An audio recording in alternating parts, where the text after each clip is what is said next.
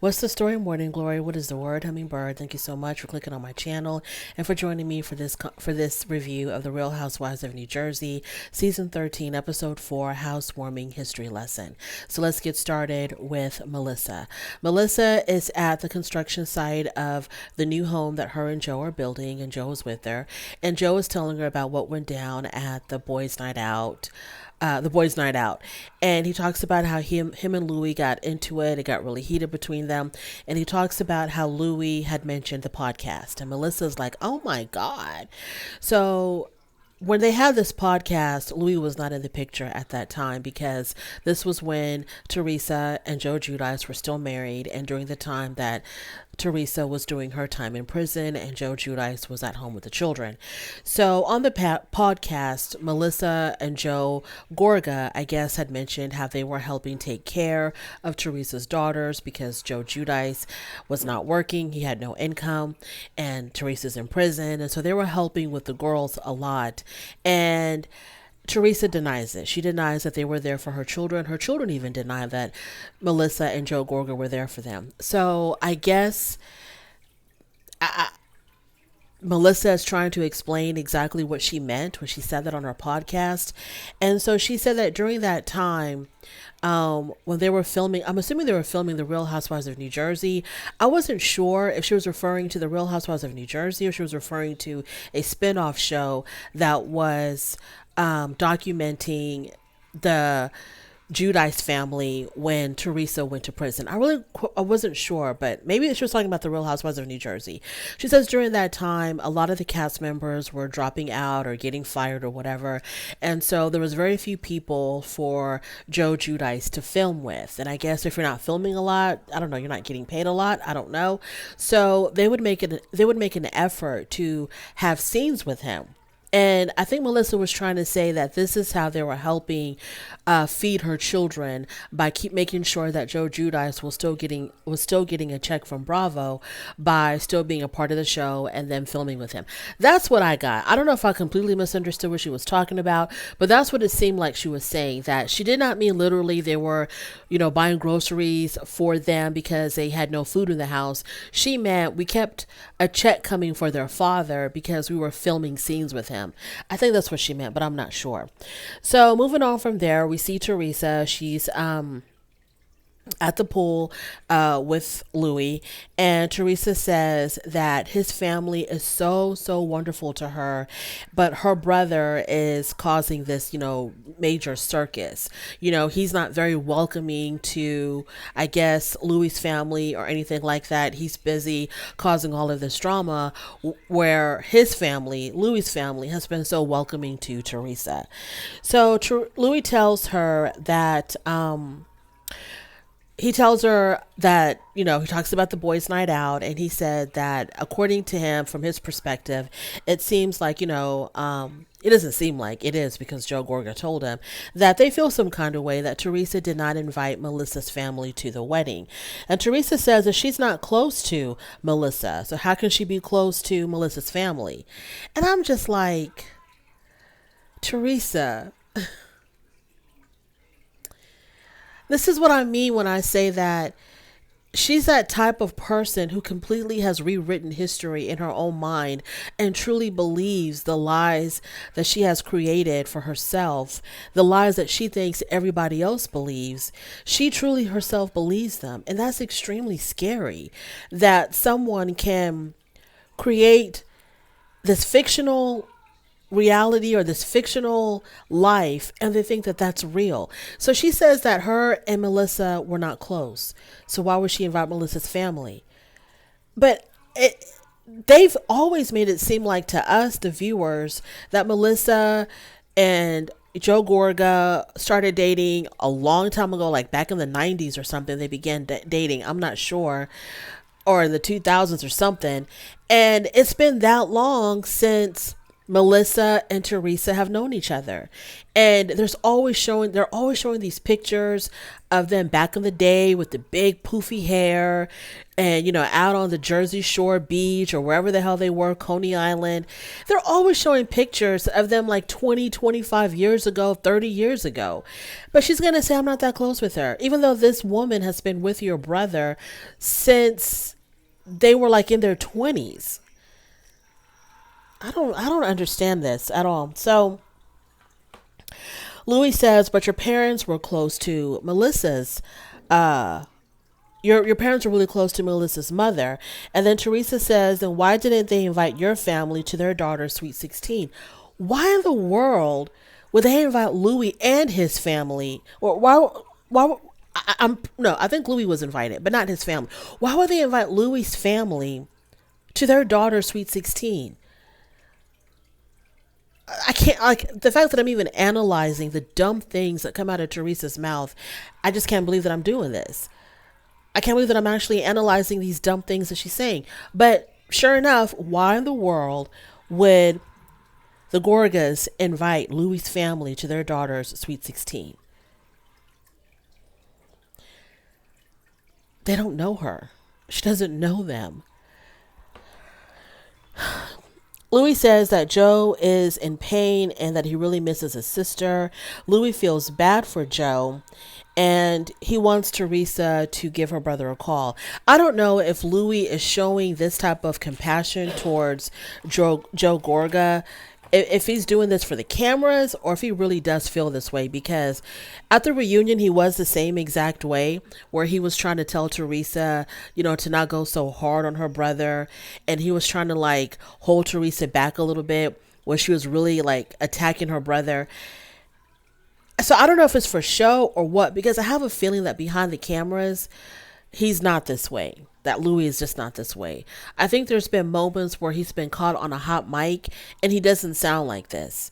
So, and I don't think that, because Teresa is such a pushover for men, if Louis truly was this way, I don't think that the situation between her and her brother would be that bad, because she would listen to Louis. If Louis truly had good intentions for Teresa's relationship with her brother, I think that they would be getting along a whole lot better, because y'all saw how easy it was for her to call her brother because Louis told her to. Like, she didn't think of this on her own. I don't know why she wouldn't. But he told her, call your brother and invite him to the housewarming party. And he told her exactly what to say because he wrote it down on a piece of paper. And she followed suit. She obeyed. So if Louis was always like this, always encouraging Teresa to do what's right between her and her brother, we wouldn't be where we're at now with these two siblings. So she calls her brother. The conversation is awkward as hell. They don't know what to say to each other because, there's so much tension between them. There's so much bitterness between them.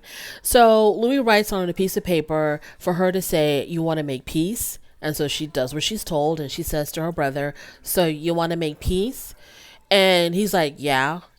And so she suggests that they get together and talk, and he's like, no talking. I don't want to do any more talking. Talking leads to bad things. I don't want to do any more talking. So they make a truce that they're just going to leave the past behind. They're not going to have another conversation about it. And so then Teresa asks if he's going to come to her housewarming party, and Joe Gorga's like, I don't know. Let's move on to Jennifer. She's having dinner with her husband, Nabil.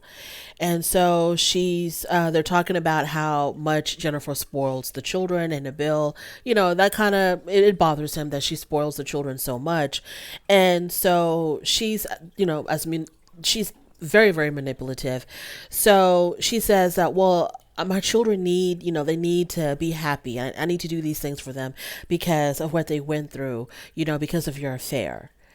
The affair that happened eons ago, 10 years prior, or the beginning of when she was pregnant with her first child or their second child or whatever it was, years ago. But because it got resurfaced, when Margaret exposed the affair last season and the children, I guess, had she told her children about it because she knew that they were going to find out anyways by watching the show or being on the internet. So she broke the news to her kids, and it was very devastating to the children, especially for the older ones who really understood what was going on. And so to make it up to them, she feels like she has to indulge and spoil them. And so he doesn't like it. And so she tells him, well, of course I have to do this because of what you did. And I'm thinking to myself, girl, first of all, she always spoils her children. So I don't know what the difference is now. The way that she spoils her children, I can't imagine her spoiling them even more. But her son he's going to have like an event at school. I don't know if it was prom or what it was. And so she's going to hire I guess like a party bus for him and his friends. And to me, that's not, I mean, that's what rich people do. Even like semi-rich people, middle class people do that. So I don't understand why Nabil was making a big fuss about that. But for her to somehow tie in the affair into how she spoils her children, I was just like, she was just trying to, take a dig at Nabil. She's for sure not over that affair. So then she says to him, she turns the tables on him, and she was like, well, you got a new Ferrari, and nobody said anything. So then she brings up how she feels like Nabil doesn't really have her back. And, she wants him to gas her up whenever she's having conflict with whoever castmate, and she comes home and complains to him. She wants him to be on her side and to gas her up and be like, you're right, and so was wrong, and you're the one that's right. And so he's not like that. He's always trying to like be the peacemaker. He's always trying to have her see things from the other person's perspective and to kind of put everything in perspective. And the reason why he doesn't, because she's wrong. It's as simple as that. Let's not beat around the bush. The reason why Nabil does not gas his wife up or support her in her antics is because she's wrong. And he knows that. So that's why he's not going to do that. It's as simple as that. We don't have to have a long, drawn out discussion about that. He doesn't agree with her behavior and the things that she says and the things that she does. So he's not going to support that. So Nabil says that he's trying to diffuse the situation for her benefit, and she just wants him to be as pissed off as she is against her enemies. And he's just not going to do it because he knows that she's wrong. Moving on to Rachel. So Rachel meets with Jennifer number 2, and they discuss Jennifer number 1. So Jennifer Aiden, they discuss her. And so both of them had received calls from Jennifer after the mozzarella party at Danielle's house. So Jennifer called, I guess I'm going to call her Jen, and the new Jennifer. So Jen calls Rachel and talks to Rachel about Dolores. So she talks to Rachel about, was it Dolores or about Margaret? I think she calls, let me see, Jennifer A called her later.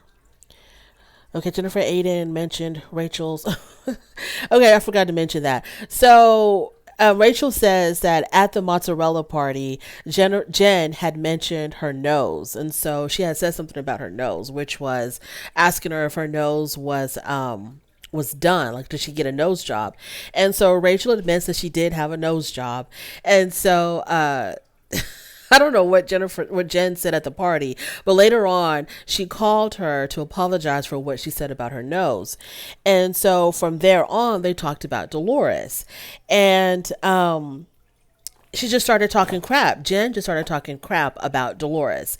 And so Rachel tells us, little does she know that me and Dolores are actually, really good friends. And I wasn't going to stand for her talking about Dolores. That's my friend. That's my girl. And so that didn't go over well.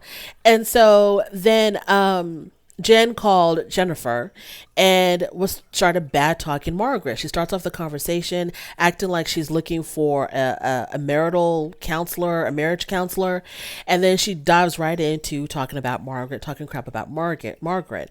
And Jennifer was like, I'm besties with Margaret. But in Jen's confessional, she says that when she was talking crap about Margaret, Jennifer was not doing much to defend her bestie Margaret.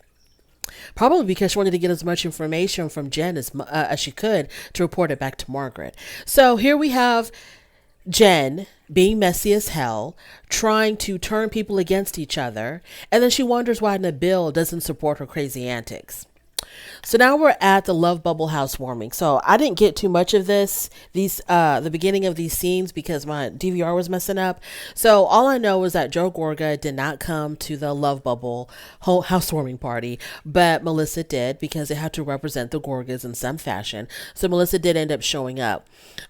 So Jennifer in her confessional, she says, for Joe not showing up, this just shows how much of a drama queen he is. So she loves to emasculate Joe Gorga, maybe because Joe Gorga kind of walks around like he's a real tough guy, and she loves to emasculate him by calling him, what do they call him?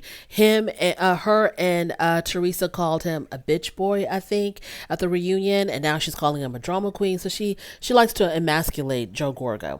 So Teresa said that she was happy Melissa was there, total BS.